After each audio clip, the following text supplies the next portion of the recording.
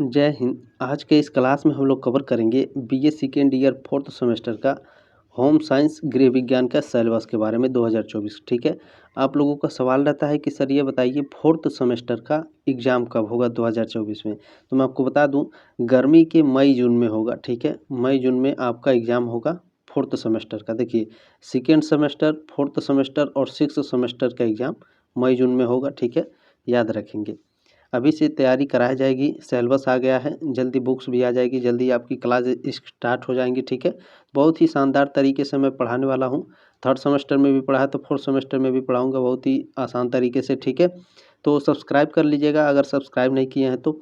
चलिए देखिए, इसमें आपका जो सब्जेक्ट रहेगा, जो आपके एडमिट कार्ड पर लिख कर आता है, इस तरह से लिखा होगा। ठीक है, हाउसिंग एंड एक्सटेंशन एजुकेशन, आवास एवं विस्तार शिक्षा। ठीक है, ऐसे पेपर का नाम रहेगा आपका। देखिए, किसी किसी विद्यालय में 2 पेपर होता है। ठीक है, बहुत किसी किसी विद्यालय में होता है, सभी विश्वविद्यालय में नहीं होता है। ठीक है, तो 2 पेपर होता है, हम दोनों पेपर की बात करेंगे। और ये बता दें कि पूछते हैं कि सर ये सभी जितने भी विश्वविद्यालय सभी के लिए, बिल्कुल आप किसी भी विश्वविद्यालय से हैं, ये सभी विश्वविद्यालय में फोर्थ सेमेस्टर के सिलेबस में लागू होंगे। ठीक है, हाउसिंग एंड एक्सटेंशन एजुकेशन ये आपको पढ़ना है। इसके अंतर्गत दोस्तों आपको चैप्टर कौन कौन से पढ़ना है, चलिए उसकी हम विस्तार से बात कर लेते हैं। इसमें पहले चैप्टर में आपको पढ़ना है आवास आवश्यकता एवं विशेषताएं। ठीक है, आवास की आवश्यकता क्यों होती है। ठीक है, घर की जो विशेषताएं होती हैं आवास की। ठीक है, उसके बारे में हम लोग चर्चा करेंगे। इंग्लिश वाले इंग्लिश में देख लेंगे, हाउसिंग नीड्स एंड कैरेक्टरिस्टिक। ठीक है, दूसरे चैप्टर में आपको पढ़ना है आवास निर्माण के लिए भूमि खंड का चयन। ठीक है, आपको घर कहाँ बनाना है, कैसे बनाना है, आपको भूमि कहाँ पर चुननी है। ठीक है, कहाँ पर हम भूमि खरीदे की और सारी सुविधाएं हमें उपलब्ध हों। ठीक है, ये चैप्टर 2 में आपको पढ़ना है।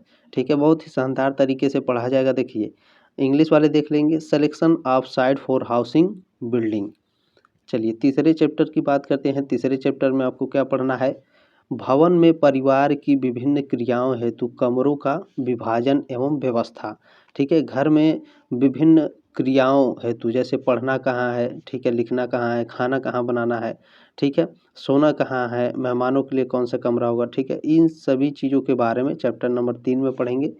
Planning of rooms in house, ठीक है, in a house for different activities of the family. ठीक है, ये चैप्टर 3 में पढ़ना है। चैप्टर 4 में आपको पढ़ना है रसोई घर यानी किचन।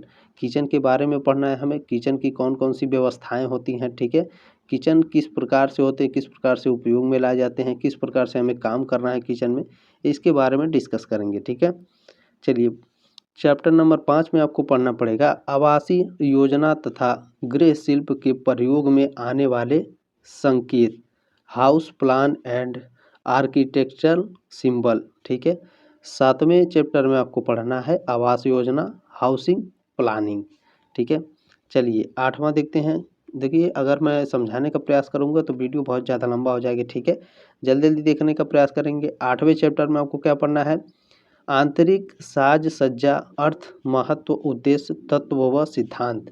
ठीक है, इंटीरियर डिसीजनिंग। ठीक है, meaning, importance, objectivities, elements and principles. ठीक है, ये आपको 8वें चैप्टर में पढ़ना। 9वें चैप्टर में आपको पढ़ना है डिजाइन के तत्व, एलिमेंट्स ऑफ डिजाइन। चलिए अगला देखते हैं क्या है। 10वें चैप्टर में आपको पढ़ना है डिजाइन के सिद्धांत, principles of design.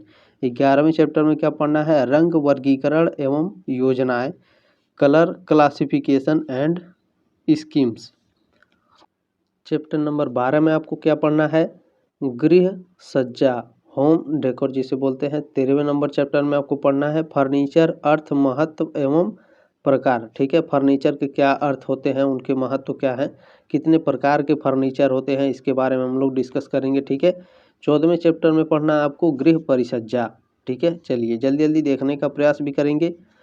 15वें number chapter में आपको पढ़ना पड़ेगा घर में प्रकाश व्यवस्था, light arrangement in a house. 16वें चैप्टर में उप साधन पढ़ना है आपको। ठीक है, चैप्टर 2 में आपको पढ़ना है भारत में सतत या फिर प्रसार शिक्षा के प्रारंभिक प्रयास। ठीक है, भारत में शिक्षा के प्रारंभिक प्रयास के बारे में हम लोग डिस्कस करेंगे पेपर 2 के चैप्टर 2 में, ठीक है।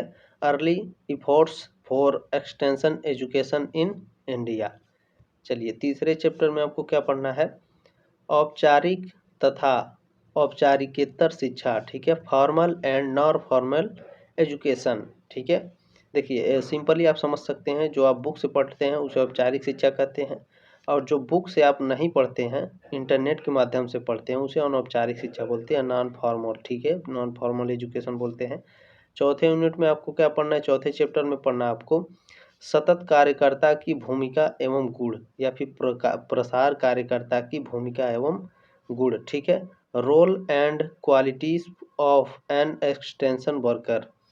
चलिए पांचवें चैप्टर में आपको क्या पढ़ना है, सतत यानी प्रसार, शिक्षण, चरण और मानदंड, ठीक है, extension teaching steps and criteria.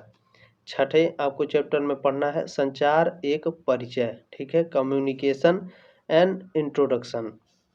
चलिए अगला आपका देखते हैं, सातवें चैप्टर में क्या पढ़ना है, सातवें चैप्टर में पढ़ना है संचार के तत्व, ठीक है, पेपर 2 के सातवें चैप्टर में आपको पढ़ना है संचार के तत्व, एलिमेंट ऑफ कम्युनिकेशन। आठवें चैप्टर में आपको क्या पढ़ना है, संचार के कार्य, फंक्शंस ऑफ कम्युनिकेशन।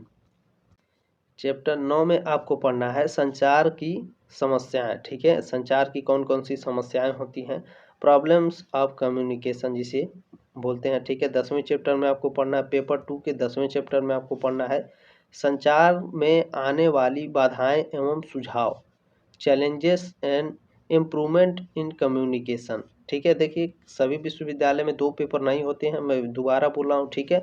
आप अपने कॉलेज से संपर्क में रहिएगा और कमेंट बॉक्स में कमेंट करिएगा आपका कौन सा पेपर है, उसी के हिसाब से काफ़ी ज़बरदस्त तैयारी कराई जाएगी, ठीक है। 11वें नंबर चैप्टर में आपको क्या पढ़ना है, सतत यानी प्रसार शिक्षा पद्धतियाँ, ठीक है, प्रसार की शिक्षा पद्धतियाँ क्या है, या फिर सतत शिक्षण की जो पद्धतियाँ हैं शिक्षण की, उसके बारे में हम लोग डिस्कस करेंगे, ठीक है। Extension teaching method. 12वें नंबर चैप्टर में आपको क्या पढ़ना भैया, सतत प्रसार शिक्षा हेतु श्रव्य दृश्य सामग्री या फिर साधन, ठीक है। चलिए इसमें audio and visual add for extension education, ये आपको चैप्टर नंबर 12 में पढ़ना है पेपर 2 के, ठीक है। यदि आपका पेपर 2 होता है तो आपको, ठीक है, इसे कवर करना पड़ेगा, 12 चैप्टर हैं, ठीक है। पेपर 1 में लगभग 16 चैप्टर हैं, तो ज़्यादा नहीं है, ठीक है, बहुत ही शानदार तरीके से। अभी बहुत ज़्यादा अभी ज़्यादा दिन भी है आपका, मई जून में लगभग एग्ज़ाम भी होगा, तो ध्यान में रखेंगे, बहुत ही ज़बरदस्त तैयारी कराई जाएगी, ठीक है। सब्सक्राइब जरूर कर लीजिएगा और इस क्लास को शेयर करना आपकी जिम्मेदारी है, जितने भी आपके दोस्त हैं व्हाट्सएप पर जरूर शेयर कर दीजिएगा इस क्लास को, ठीक है। चलिए मिलते हैं नेक्स्ट क्लास में, तब तक के लिए जय हिंद, वंदे मातरम।